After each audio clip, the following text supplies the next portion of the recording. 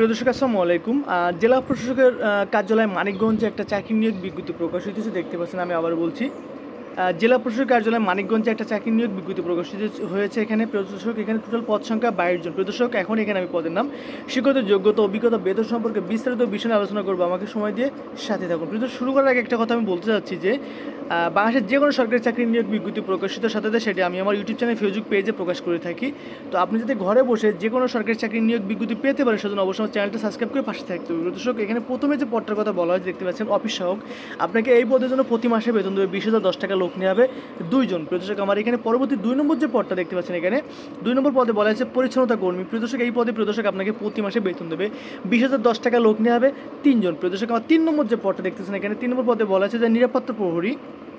এই পদে আপনাকে প্রতি মাসে বেতন দেবে 20,010 টাকা। লোক নেওয়া হবে 7 জন। প্রদর্শক, আমার 4 নম্বর যে পদটা দেখতে পাচ্ছেন, এখানে 4 নম্বর পদে বলা হচ্ছে পরিচ্ছন্নতা কর্মী। প্রদর্শক, এই পদে আপনাকে প্রতি মাসে বেতন দেবে 20,010 টাকা। লোক নেওয়া হবে 1 জন। প্রদর্শক, এখন আমি 5 নম্বর পদ সম্পর্কে বলবো যে নিরাপত্তা প্রহরী। প্রদর্শক, এটা আপনাকে প্রতি মাসে বেতন দেবে 20,010 টাকা। লোক নেওয়া হবে 1 জন। পরবর্তী আমার 6 নম্বর যে পদটা দেখতে পাচ্ছেন, এখানে যে সহকারী বাবুসি। এই পদে আপনাকে প্রতি মাসে বেতন দেবে।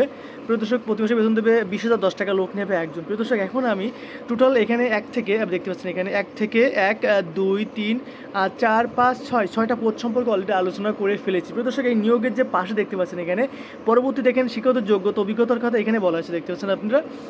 আমি দেখিয়ে দিচ্ছি আমাদেরকে। এটা হচ্ছে শিক্ষাগত যোগ্যতা, অভিজ্ঞতা। অবশ্যই আমাদেরকে এই যে 5টা পদের শিক্ষাগত যোগ্যতা এবং অভিজ্ঞতা অবশ্যই মনোযোগ সহকারে প্রত্যেকটা যোগ্যতা, শিক্ষাগত যোগ্যতা, অভিজ্ঞতা আপনাদেরকে দেখতে হবে এবং কী কী চাওয়া হয়েছে সেটা দেখে আবেদনটা করতে হবে। দেখেন, আমি স্ক্রল করে দেখিয়ে দিচ্ছি জুম করে। ওকে, পরবর্তী যে তথ্য, এখানে আরও কিছু বাকি আছে, দেখতে পাচ্ছেন। আমি আপনাদেরকে দেখিয়ে দিচ্ছি, সাথে থাকুন।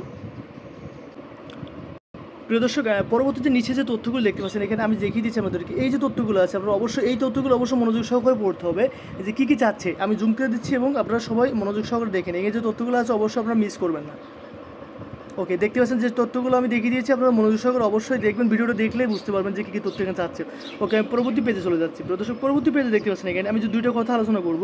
পরবর্তী পেজে দেখতে পাচ্ছেন, এখানে যে দেখেন, এখানে আবেদন জমাদান, এই যে আমি দেখিয়ে দিচ্ছি যে আবেদন অনলাইনে আবেদন শুরুর তারিখ। এই যে অনলাইনে আবেদন জমাদান শুরুর তারিখের সময় দেখেন, অলরেডি আবেদন শুরুর তারিখের সময় 13/5/2024 সাল, 13/5/2024 সাল খ্রিস্টাব্দ তারিখ সকাল 10টা থেকে অনলাইন আবেদনপত্র জমাদানের এবং অনলাইন জমাদান শেষ তারিখ। দেখেন, এখানে শেষ তারিখ বলা হয়েছে। এখানে প্রিয় দর্শক, শেষ তারিখ বলা হয়েছে এখানে 12/6/2024 সাল। এখানে ভুল লিখছে, কম্পিউটারের টাইপিংয়ের সমস্যা।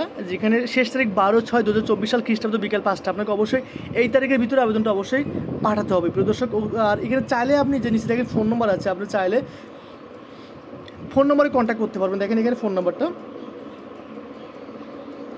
আমি ফোন নাম্বারটা বলছি যে 02-99665092। এখানে ইমেলও হচ্ছে, দেখতেন। আপনি চাইলে ইমেলে যোগাযোগ করতে পারেন। ইমেল এখানে লেখা আছে যে ইমেলে চাইলে আপনার সকল তথ্য যোগাযোগ করে জানতে পারবেন। প্রিয় দর্শক, আরেকটা কথা লাস্ট টাইম যেটা বলি, যে দেখেন নিয়োগটা প্রকাশিত হয়েছে, দেখতে পাচ্ছেন যে 11/5/2024 সাল তারিখে জনকণ্ঠ পত্রিকায় 12 নম্বর পৃষ্ঠা নিয়োগটা প্রকাশিত হয়েছে। প্রিয় দর্শক, এই নিয়োগ সম্পর্কে যদি কোনো তথ্য আপনার জানার প্রয়োজন হয়ে থাকে অবশ্যই আমাকে কমেন্টে জানাবেন। আমি সঠিক তথ্য দিয়ে আপনাদেরকে সাহায্য করবো। আর যার আগে একটা কথা বলি যে আমি আবার বলছি যে বাংলাদেশের যে কোনো সরকারি চাকরি নিয়োগ বিজ্ঞপ্তি প্রকাশিতের সাথে সেটি আমি আমার চ্যানেলে প্রকাশ করে থাকি। তো আপনি যদি ঘরে বসে যে কোনো সরকারি চাকরি নিয়োগ বিজ্ঞপ্তি পেতে পারেন, সেজন্য অবশ্যই আমার চ্যানেলটি সাবস্ক্রাইব করে পাশে থাকতে হবে। প্রিয় দর্শক, আপনারা সবসময় সুস্থ ভালো থাকুন। আল্লাহ হাফেজ।